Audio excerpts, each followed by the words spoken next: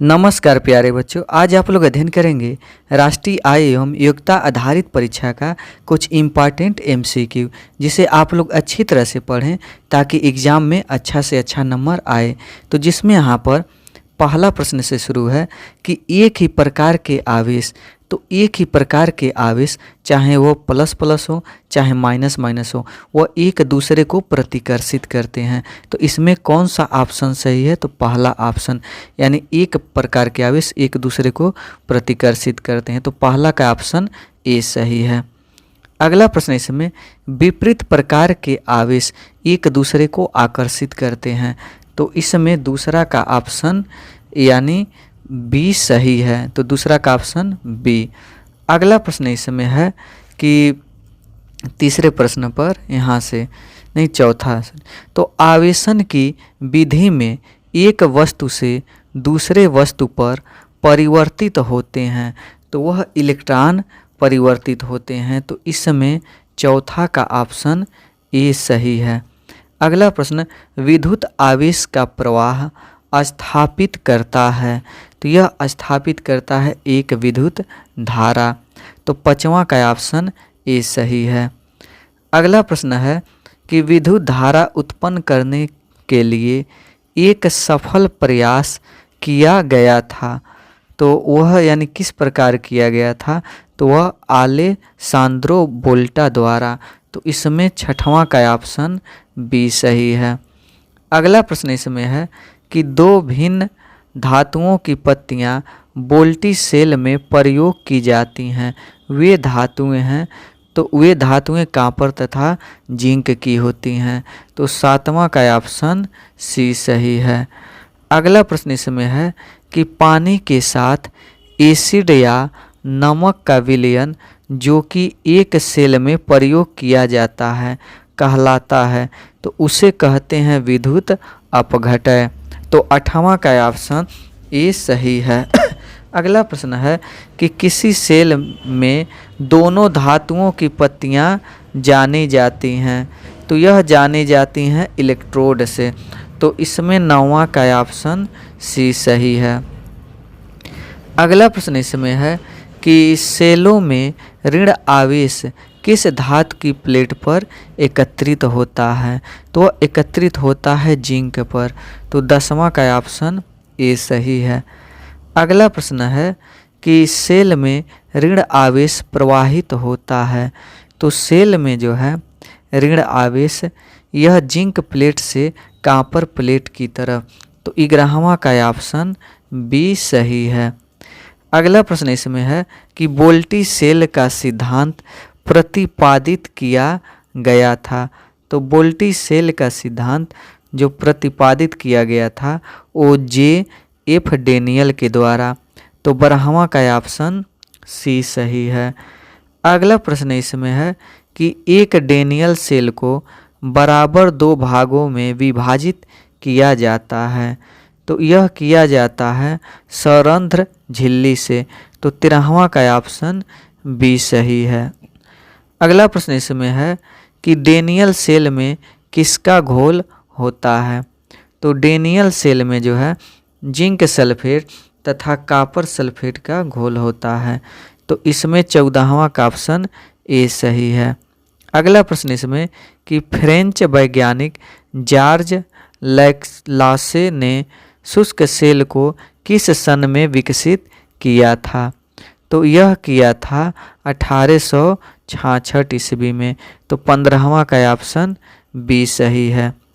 अगला प्रश्न इसमें है शुष्क सेल में धातु की टोपी कहलाती है, तो धातु की टोपी को इसे धनात्मक टर्मिनल कहते हैं। तो 16वां का ऑप्शन ए सही है। अगला प्रश्न इसमें है कि शुष्क सेल में प्रायः विद्युत अपघटय प्रयोग किया जाता है, वह होता है, तो वह अमोनियम क्लोराइड का पेस्ट होता है। तो 17वां का ऑप्शन ए सही है। अगला प्रश्न इसमें है वोल्टी सेल, डेनियल सेल तथा शुष्क सेल जाने जाते हैं, तो यह जाने जाते हैं प्राथमिक सेल से। तो 18वां का ऑप्शन ए सही है। अगला प्रश्न इसमें है कि पदार्थ जिनमें धारा प्रवाहित होती है कहलाती है। तो जिसमें धारा प्रवाहित होती है उसे विद्युत चालक कहते हैं। तो 20वां का ऑप्शन बी सही है। अगला प्रश्न, पदार्थ जो स्वयं में से धारा प्रवाहित नहीं होने देते हैं कहलाते हैं, तो उसे कहते हैं विद्युत रोधी। तो 21 का ऑप्शन ए सही है। अगला प्रश्न इसमें है, निम्नलिखित में से कौन सा एक विद्युत रोधी नहीं है? तो यह है ग्रेफाइट। तो 22 का ऑप्शन डी सही है। अगला प्रश्न इसमें है कि निम्नलिखित में से कौन सा एक विद्युत सुचालक नहीं है? तो विद्युत सुचालक नहीं है तो वह है इसमें माइका। तो 23 का ऑप्शन डी सही है। अगला प्रश्न, सेल का प्रतीक क्या है? तो सेल का प्रतीक यह पहला है, यह सेल का प्रतीक है। तो 24 का ऑप्शन ए सही है। फिर अगला प्रश्न है कि पदार्थ जो लोहे के टुकड़े को अपनी ओर आकर्षित करता है कहलाता है, तो उसे कहते हैं मैग्नेटाइट। तो 25 का ऑप्शन बी सही है। अगला प्रश्न इसमें है, मैग्नेट का सर्वप्रथम किसने अध्ययन किया था और तथा उस पर क्या पुस्तक लिखी? तो वह सर्वप्रथम अध्ययन जो किए थे वो विलियम गिलबर्ट थे। तो 26 का ऑप्शन ए सही है। अगला प्रश्न इसमें है कि एक स्वतंत्र रूप से लटकी छड़ चुंबक स्वयं किन किन दिशाओं को इंगित करती है? तो यह इंगित करती है नॉर्थ और साउथ यानी यस। अगला प्रश्न इसमें है कि छड़ चुंबक हमेशा उत्तर दक्षिण दिशा में घूमकर इंगित करती है क्योंकि यह पृथ्वी स्वयं ही एक छड़ चुंबक की भांति व्यवहार करती है। तो इसमें 30वां का ऑप्शन सी सही है। अगला प्रश्न है कि पृथ्वी की चुंबक का दक्षिणी ध्रुव पास है, तो इसमें भौगोलिक उत्तरी ध्रुव के। तो 31 का ऑप्शन बी सही है। अगला प्रश्न, एक मिश्र धातु एलनीको यौगिक है।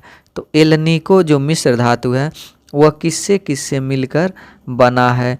तो यह एल्युमिनियम, निकिल और कोबाल्ट से मिलकर बना है। तो 32 का ऑप्शन ए सही है। अगला प्रश्न इसमें कि विद्युत तथा चुंबकत्व के बीच संबंध स्थापित करके किसने एक महत्वपूर्ण खोज की? तो वह की H.C. ओरेस्टेड ने।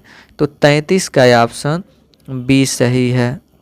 अगला प्रश्न इसमें कि जब तार की कुंडली से विद्युत धारा प्रवाहित होती है तो कुंडली किसकी तरह व्यवहार करती है? तो यह व्यवहार करती है अस्थाई चुंबक। तो 34 का ऑप्शन बी सही है। अगला प्रश्न है कि एक धारावाही कुंडली में उत्तरी तथा दक्षिणी ध्रुव चुंबक दोनों होते हैं, इस प्रकार की चुंबक कहलाती है। तो इस प्रकार की चुंबक विद्युत चुंबक कहलाती है। तो 35 का ऑप्शन डी सही है। अगला प्रश्न इसमें है, अमेरिका में चुंबक के प्रयोग से बिजली उत्पन्न करने के विपरीत प्रभाव को किसने खोजा? तो वह जो है जोसेफ हेनरी ने खोजा। तो 37 का ऑप्शन बी सही है।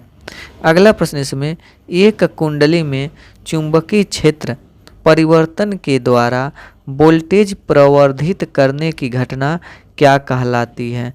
तो यह घटना विद्युत चुंबकीय प्रवर्धन कहलाती है। तो 38 का ऑप्शन सी सही है। अगला प्रश्न इसमें है कि शुष्क सेल में किस धातु का पात्र प्रयोग किया जाता है? तो वह प्रयोग किया जाता है जिंक का। तो 39 का ऑप्शन ए सही है।